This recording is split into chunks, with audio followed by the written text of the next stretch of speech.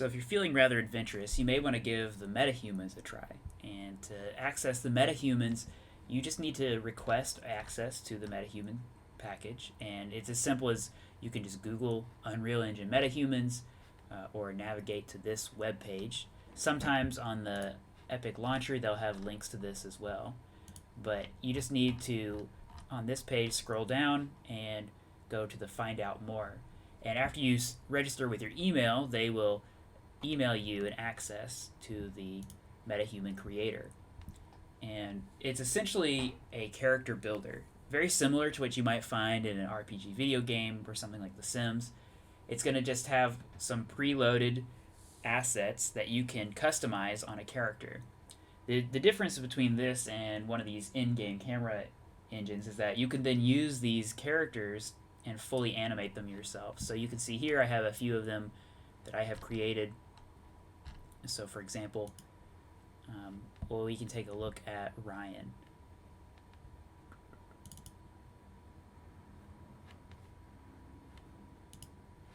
You can just go into your character, and they have several options for how you might begin to work on their face, and it's a sculpting system. It's really straightforward. You can see as soon as I make these changes, the character's face structure changes, etc. I'm going to undo those though. But you can go through and tweak and customize everything from the skin texture and the age all the way down to the shoes.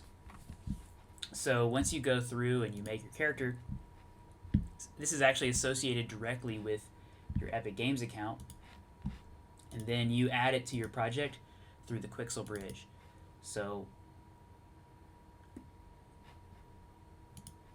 looks like I need to update, but you'll sign in, and there's a MetaHumans tab as part of the Quixel Bridge, and just like you migrate other assets into your projects, you can migrate in any of your custom MetaHumans, and they also have a set of about 50 pre-made MetaHuman characters, which should automatically just be available in the Quixel Bridge. So once you pick your MetaHuman, you send them to the project, you can animate them in the sequencer.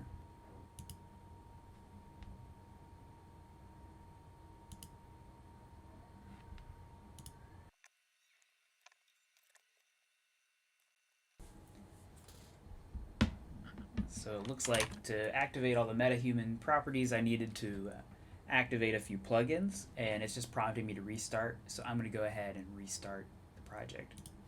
So I've restarted the engine to enable the plugins that the MetaHumans setup wanted, and the MetaHumans now have their own folder in the project. And I imported my custom MetaHuman Liz, and to populate her into the scene, you just need to drag and drop her blueprint node into this scene.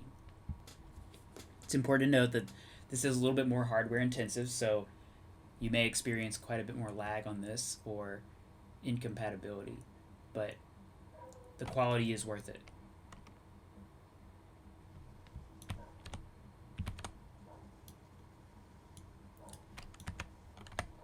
First thing I'm going to do is I'm going to go into her settings while she's loading, and I am going to adjust the LODs so that they don't change on me.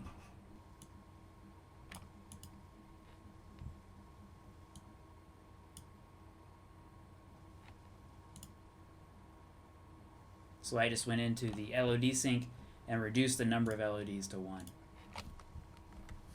It's still going to take her a second for all of the materials to load in, so I'll give that a moment before we look at her too closely.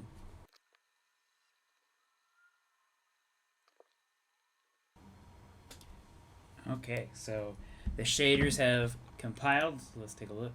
I see a few things that don't look totally right with this, potentially with some of the lighting and reflections, so maybe I'll play around with that for a second.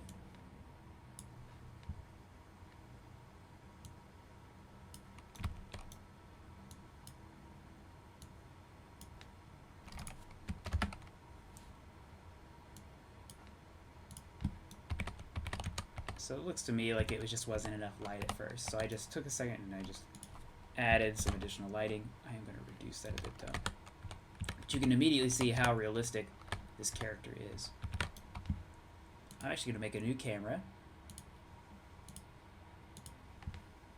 and if you just spend some time like messing with the camera settings and really tuning in to the really nice details on the character, you'll find that you can generate some really stirring photography with these metahumans. And that's a totally legitimate use of them, right, is to generate stills. But if you want to use them in the sequencer, what you need to do is you need to create a sequence, or if you already have a sequence, you can place them into it. And just like before, I'm going to go ahead and drag our camera in just so it's on her. But more importantly, you actually need to drag the blueprint actor of the metahuman into the sequencer. As soon as you do this, you're greeted with some unique control sets. And I'm going to actually just move here to frame 5, and I'm going to immediately key these control sets out. But as I jump out of my chosen camera, you'll notice that these little maps are over here located on the side. And these are actually the facial control rig. So if I select the facial control rig board and open it, you'll see that there are a number of specific bones that are mapped in the face that can be controlled and keyframed. I'm going to move the sequencer out to frame 15 now. And the easier way to control this actually is by using this map that they've created. If you just select these different points and use the gumball controls, you can actually move the facial bones. And they are really well generated here, so you don't have to do too much massaging to make the face look extremely realistic.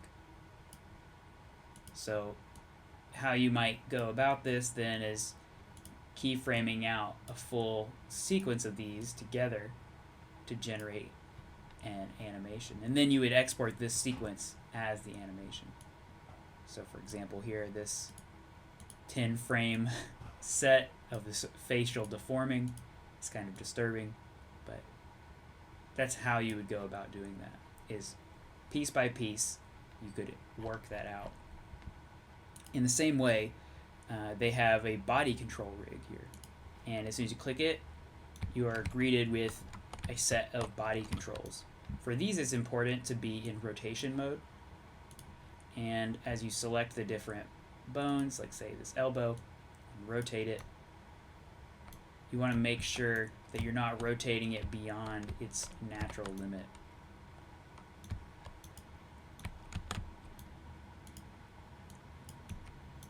As you can see, this can be a very time-consuming process to generate your own animations, but that's the art of animation, is knowing the tricks to fine-tune and get them to look realistic. So you can go through and you can animate this. Interestingly too, if you have an iPhone with the Live Link Face app, you would have to be on, I believe, an iPhone 10 or later to have this kind of capability. But if you're on a newer iPhone, you can actually link the MetaHuman face to a facial control rig. Also, on the marketplace, they have really recently added a demo character that is a MetaHuman that might be worth some additional exploration. So if you go to characters and free, you'll see they've added 2 of these actually. But the Windwalker Echo is a fully rigged MetaHuman that you could add and link in with the Live Link face as well. So I encourage you, if you are ambitious, to give this a whirl. You can lead to some really awesome results.